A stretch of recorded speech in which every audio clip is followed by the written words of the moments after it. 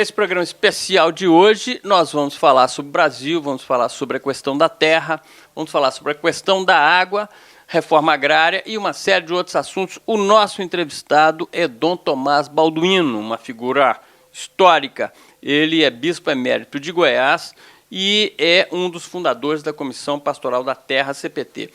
Participam conosco do programa de hoje, além de Dom Tomás Balduino. Nessa primeira parte vai participar Frei Gilvander Moreira, que também é assessor da Comissão Pastoral da Terra e é também vigário da Igreja do Carmo, em Belo Horizonte. E no segundo bloco, numa parte do segundo bloco, vai participar também a professora de Direito Agrário, professora Delzi Laureano, que recentemente lançou um livro sobre a Constituição e o MST. Inicialmente, Dom Tomás, como é que o senhor vê o Brasil hoje? Bom, a gente que se coloca do lado dos lavradores, do lado da terra, a gente podia distinguir dois pontos de vista. Do ponto de vista, assim, da instituição governamental, há uma decepção grande no meio do povo. Do ponto de vista, assim, da luta, eu acho que a esperança está instalada, que é o pessoal que está caminhando, está se articulando, tem propostas, tem uma agenda. Eu acho que a esperança para o nosso país vem a partir da luta dos camponeses, dos povos indígenas, dos quilombolas. Isso acena para o país dos nossos sonhos, para as mudanças profundas e radicais. A CPT foi uma das grandes, na liderança da criação das romarias da terra e ou da água no Brasil. Qual o significado mais profundo dessas romarias da terra e das águas que acontecem nos estados brasileiros? A CPT apenas aproveitou isso para inserir essa romaria na sua inspiração mais genuína, mais primitiva, que é a busca da terra prometida. Da terra, e tem que completar, das águas, porque tanto a terra como as águas foram privatizadas, estão sendo privatizadas. Estão privatizando o Xingu, vão privatizar o Madeira, para entregar para as multinacionais. É hora, então, da CPT, não ela na frente, mas ela atrás, acompanhando os camponeses e camponesas, eles sendo os bois de guia, os protagonistas, em busca da terra e da água, enfrentando os faraós dos nossos dias e juntando as forças dos fracos em virtude da força de Deus. Como é que o senhor vê a questão da reforma agrária hoje no Brasil? O senhor, inclusive, participou recentemente do 5º Congresso do MST, que teve cerca de 20 mil pessoas, 20 mil participantes. Como é que o senhor viu esse congresso e como é que o senhor vê a questão da reforma agrária? O Congresso é uma espécie de oxigenação do movimento adintra, para dentro. É incontestavelmente um momento do pessoal se encontrar e se fortalecer, se aquecer na caminhada, na luta. MST é uma grande criação em nosso país, uma grande esperança. Eles estão, no momento, numa fase assim, de formação, estão galgando a universidade. Eu acabei, anteontem, em Goiás, de participar da abertura do curso de Direito para o Sem Terra. Deu muita polêmica. O pessoal chegou a dizer, não, direito não é para lavrador. Lavrador é veterinária, fazer técnica agrícola. Agora, direito é para nossos filhos. Imaginem que pretensão. De fato, o Estado brasileiro foi construído assim pela elite e para a elite. E esse pessoal que está fazendo? Está ocupando. Assim como ocupa a terra, ocupou a universidade, que é um negócio que estava sendo reservado para a elite super rica, que muitas vezes estudando de graça às nossas custas, né? Eles tendo... Agora não. Então, eu acho que, do ponto de vista assim desse congresso, ele internamente foi essa força. Agora, como proposta, para dizer a verdade, é um congresso que enfrenta o sistema, né? Ele é pela reforma agrária, ele é pela terra, pela agricultura ecológica e tal, mas a terra, para eles, é mais do que terra. A terra é participação, é democracia, é dignidade do homem e da mulher. A terra é mudança, é o que está faltando no Brasil. Não está faltando só vergonha na cara dos nossos governantes. Está faltando transformação radical e profunda, porque é um país que continua negando o direito das maiorias. É um país o mais concentrador de riqueza do mundo. Um congresso como esse chegou em boa hora no sentido de fortalecer essa mesma expectativa das diversas organizações da sociedade civil, que antes estava esperando muito do governo Lula, e com essa decepção o pessoal reflui para as suas próprias articulações, as suas organizações. Não esperar que a coisa caia do céu do Palácio do Planalto. Vai pela força, pela união do povo, pela sua articulação. É o sentido do Congresso, eu acho. Eu também tive a oportunidade de participar lá, é realmente assim, energizante, né? Até a gente percebe assim que quem conhece profundamente o MST ama-o e defende para valer, né? Por exemplo, isso que o Dom Tomás fazia, o MST para agora não está rompendo só a cerca do latifúndio, está rompendo também diversas cercas, entre elas a cerca do latifúndio da educação, né? O Dom Tomás fez menção ao curso de Direito lá de Goiás, já são 52 cursos universitários que o MST está realizando em parcerias com universidades federais e estaduais, né? Cerca de 1.000 jovens fazendo curso universitário, tem mais de 100 jovens fazendo curso de medicina em Cuba, cerca de 5.000 jovens fazendo curso de segundo grau, educando mais de 200.000 crianças, cerca de 30.000 adultos. Então, assim, realmente é uma expressão de cidadania, né? Isso me deixa feliz. Mas, Dom Tomás, eu queria perguntar o seguinte.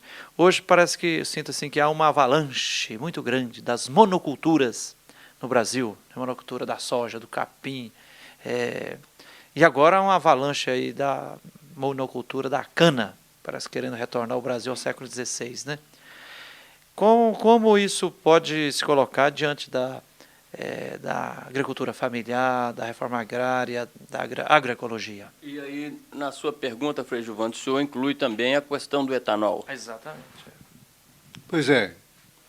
Você toca no ponto de maior preocupação das organizações dos camponeses e camponesas. Esse pessoal deparou primeiro com o hidronegócio, de um modo geral, e que tem todo o apoio governamental, tem incentivos, financiamentos poupudos, aquilo que é negado, por exemplo, a reforma agrária, a reforma agrícola, reforma agrária no sentido de desapropriação e inserção do trabalhador, reforma agrícola no sentido da infraestrutura, educacional, sanitária, viária, e luz, água, tudo isso. Então, esse hidronegócio foi o que trouxe o choque para o pessoal. Mas o choque se aprofunda mais ainda com a história do etanol. O chamado biocombustível, que o Beto, Frei Beto, com uma frase muito feliz, chama de necrocombustível. Necro quer dizer de morte. A necrose, vem do grego, quer dizer morte. É a morte dos elementos vitais, da semente, do campo. Quer dizer, como a Via Campesina declarou, vai chegar um momento em que não faltará tanque cheio dos burgueses da Europa, dos super ricos da Europa que precisam carro para poder rodar pelo mundo afora, os seus carrões. E aqui, o presidente Bush também quer um acordo com o Brasil. Enquanto os tanques cheios lá, aqui as barrigas vazias. Porque é a terra roubada do alimento, daquilo que trazia a provisão para a mesa do cidadão brasileiro, agora vai ser tomado pela cana. Eu vi, por exemplo, na minha diocese de Goiás, no município de Carmo do Rio Verde, pessoal que tinha sua pequena propriedade, tinha de tudo. Tinha desde a mangueira, o cafezal, a cana e a plantação de milho, feijão e o gadinho. Vendeu aquilo para, quer dizer, arrendou, porque fazendo os cacos recebia aquilo em dinheiro vivo e à vista, e adiantado, né? Arrendou para a usina. O arrendamento é provisório. Depois ele precisou da terra, foi lá ver, não tinha mais condições de voltar para a terra.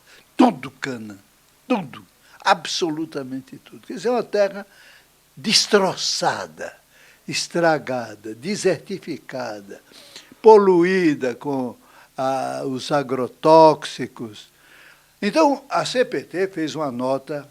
CPT, Comissão Pastoral da Terra. Comissão Pastoral da Terra, fez uma nota dura com relação a esse governo.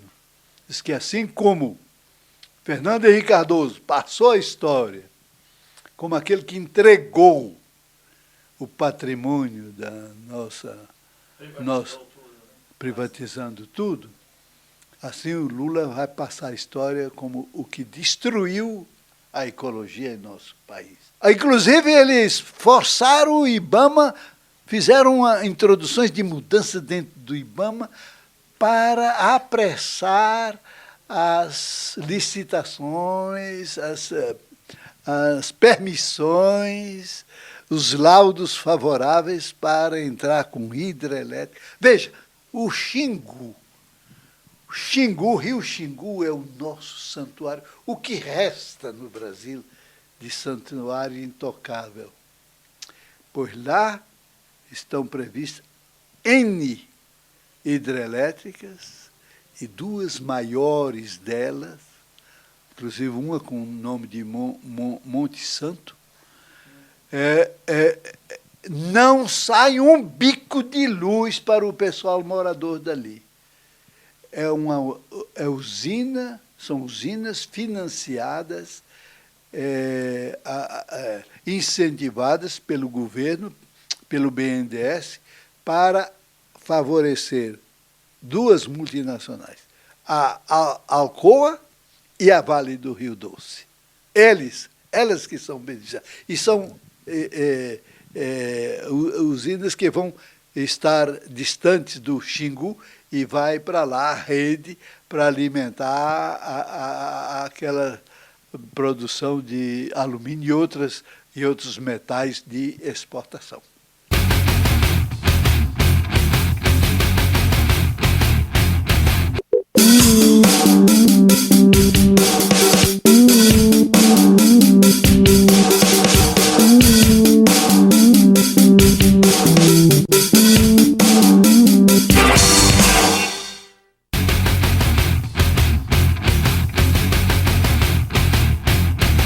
Nós estamos começando o segundo bloco do programa de hoje, um programa especial, aproveitando a vinda de Dom Tomás Balduino. Ele é bispo emérito de Goiás e um dos fundadores da Comissão Pastoral da Terra. Ele esteve em Belo Horizonte exatamente para participar da Romaria pela Água e pela Terra.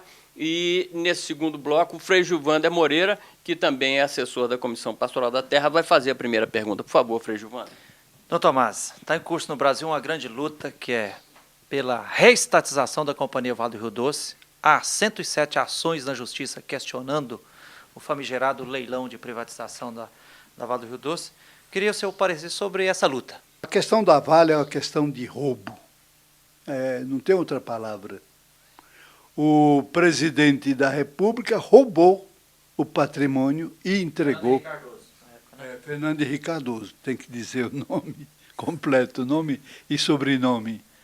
Roubou o patrimônio do país, que valia, não sei, 90 bilhões, e foi entregue por 3,5 bilhões.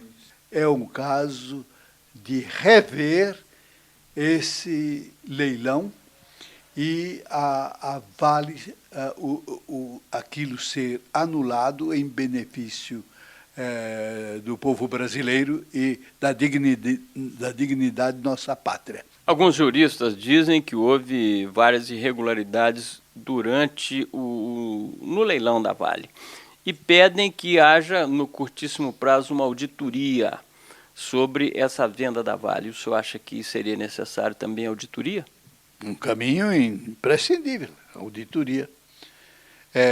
Aliás, é constitucional.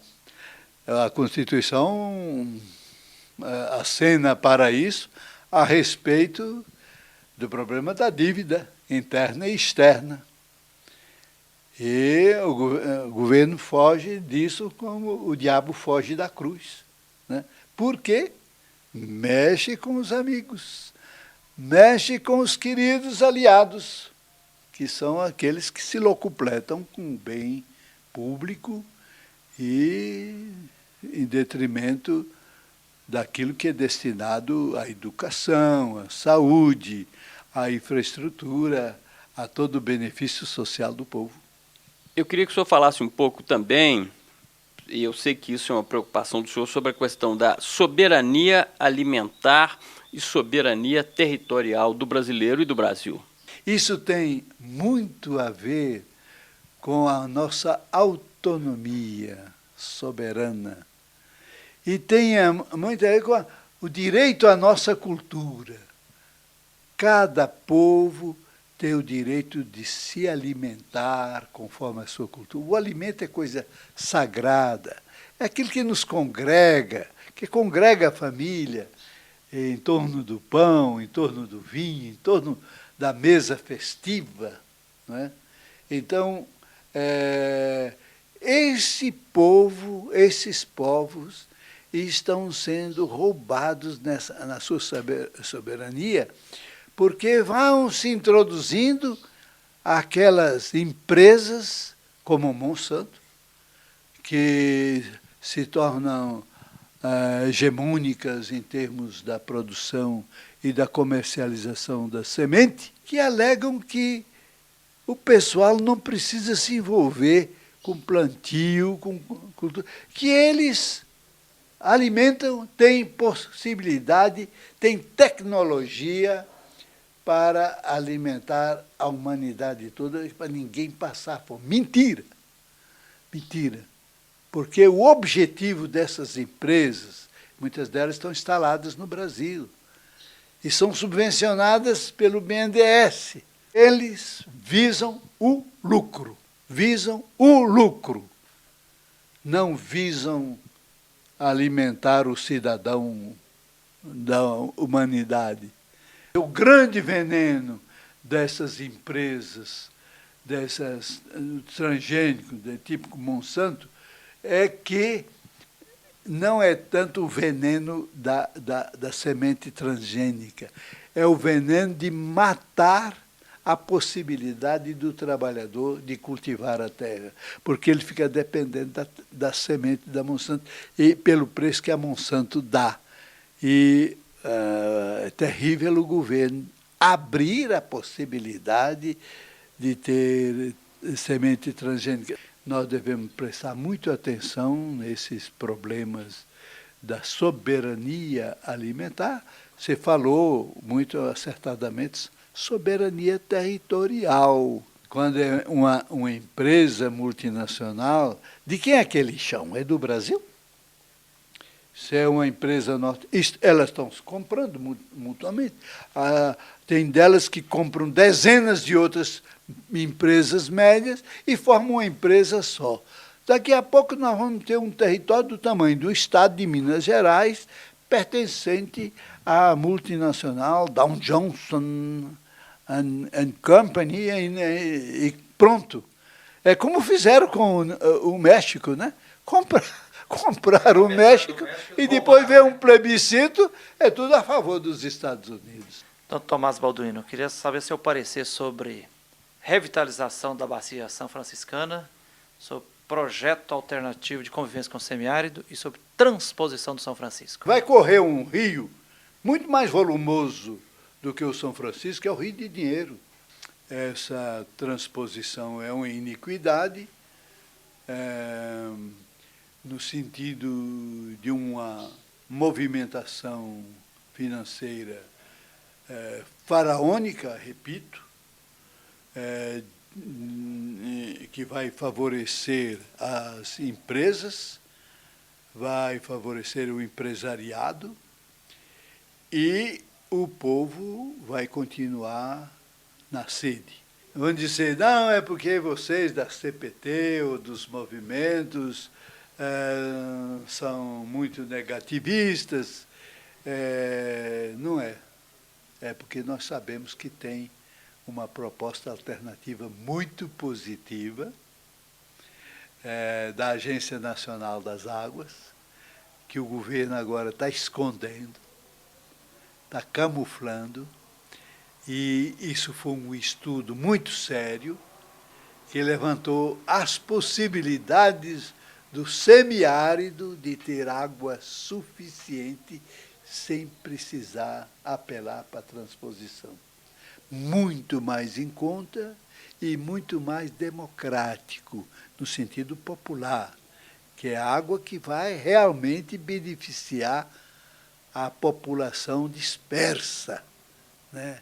E que esse projeto não atende. Ela prescreve o aproveitamento dos mananciais existentes, que são muitos.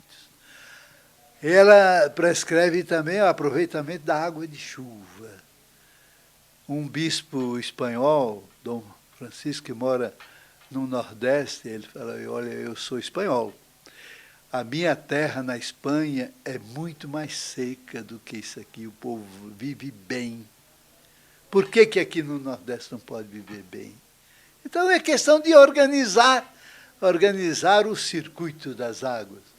As águas dos açudes não são aproveitadas, são subaproveitadas, são abandonadas para passar para um outro projeto caríssimo.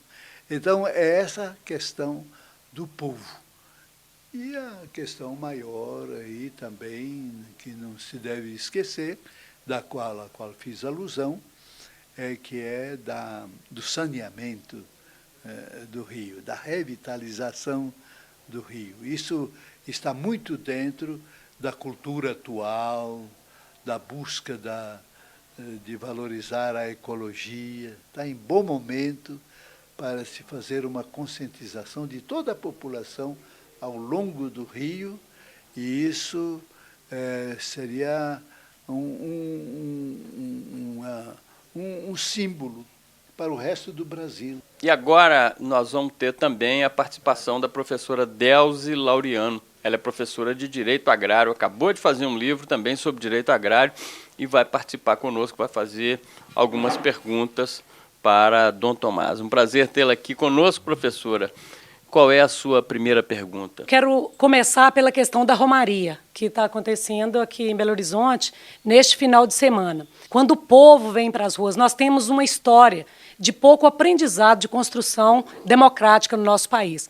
Gostaria que Dom Tomás falasse para nós dessa oportunidade de as pessoas em Belo Horizonte estarem vindo para a rua, para mostrar um ponto de vista. Nós somos meio vistos como um bicho estranho, né, Dom Tomás? Eu acho que eu me sinto, eu como uma profissional da área do direito, às vezes quando nós trabalhamos essas perspectivas mais humanitárias, no campo da sociologia, da história. Então, o senhor também acaba sendo visto no Brasil, pelo menos pela mídia conservadora, também meio bicho estranho, né? Gostaria que o senhor fizesse um comentário, nos ensinasse um pouco sobre esse fortalecimento do poder popular no Brasil a partir de romarias, de marchas, enfim, desse tipo de manifestação popular. Nós temos uma história. Lula, por exemplo, foi eleito graças a essa história, a essa caminhada de 30 anos. Isso não morre de um dia para outro. Isso está um pouco imobilizado, um pouco paralisado, porque devido a essa expectativa que foi frustrada da parte do governo, mas é isso que está se reconstituindo, como uma peça que se quebrou em 1000 pedaços, e estão retomando isso e unindo, colando, em vista de formar novamente um corpo como era antes e procurar manifestar de uma forma assim muito forte, de uma forma eficaz, o desejo do povo no sentido daquilo que ele quer, né? E daquilo também que ele não quer. Como é que o senhor vê o desempenho da mídia no Brasil em geral? Ela que demoniza um pouco os movimentos populares, né? Agora, a gente continua reconhecendo que a mídia, com todos esses defeitos, justamente pelas contradições internas, tem trazido muitos benefícios. Cada semana, no tempo do Collor, saiu uma edição ou de Veja ou de Isto É, né? Eles faturavam um bocado, né? Enchiam os bolsos e o governo balançava, né? Balançou tanto que caiu. Que nós estamos cobrando dos meios de comunicação a abertura de um amplo debate nacional acerca da matriz energética, que na época da ditadura militar estava mais ou menos todo mundo acomodado, porque a matriz energética ela estava a cargo de um Estado. E hoje nós vemos que a matriz energética está totalmente controlada pela iniciativa privada. Muitas vezes, o que acontece? Os poceiros, os arrendatários, as pessoas que trabalham naquela terra, se ele não tem o título de propriedade, as empresas, que o Dom Tomás já falou aí, Alcan, Vale do Rio Doce, que querem a energia o mais barato possível, o que ele faz? O que eles fazem? Eles não querem indenizar e normalmente enchem os reservatórios antes de indenizar as famílias. Os próprios órgãos ambientais têm consciência disso, não fazem nada, falam que não pode fazer nada. O Ministério Público, às vezes até recebe ou toma providência de uma ação civil pública quando chega no judiciário. Ou não anda, demora demais, e aí as famílias ficam sem uma solução. O que o senhor acha disso, dessa questão do judiciário e aí com esse avanço através da cidadania? Imagina um judiciário incapaz de punir os que roubam o patrimônio público é inútil. Está ocupando inutilmente um lugar no tecido da nossa democracia. Todas as sentenças julgadas, que você citou aí, pelos juízes, são sentenças que olham justamente o direito considerado absoluto à propriedade da terra, propriedade privada da terra. Olha, nós sabemos, e já foi um avanço da Constituição de 88, e que a função social da propriedade é o que define o direito da propriedade. E isso não entra na cabeça dos juízes. E por exemplo, isso que você fala da mídia, a mídia reflete muito aquém daquilo que os juízes pensam, e é muito mais na linha mesmo do poder econômico como sendo o único poder, e aí, nesse caso, se é o único poder, só uma classe pode se beneficiar, que é a classe que detém esse poder, a classe rica. A CPT fez um levantamento em 11 anos de crimes cometidos, de assassinatos, e os respectivos julgamentos. Foram quase 1.000 assassinatos em 11 anos. Um levantamento feito pelo Caderno de Conflitos da CPT. Desses 1.000, apenas 14 mandantes julgados. Apenas 5 condenados. Muito obrigado pela resposta, fiquei muito feliz com isso. Eu que agradeço, essa oportunidade de falar ao nosso querido povo sobre esses problemas candentes, né? Sobre essas questões perigosas e sobre essa memória perigosa que faz parte mesmo da reflexão teológica e bíblica. A memória de Jesus é uma memória perigosa, porém traz vida. Queria agradecer muito a Dom Tomás Balduino, agradecer também a professora Delze Laureano, agradecer a Frei Gilvander Moreira, assessor da Comissão Pastoral da Terra e vigário da Igreja do Carmo, também pela importante participação dele, e agradecer a você, espectador, espectadora, que acompanharam esse programa especial da TV Comunitária.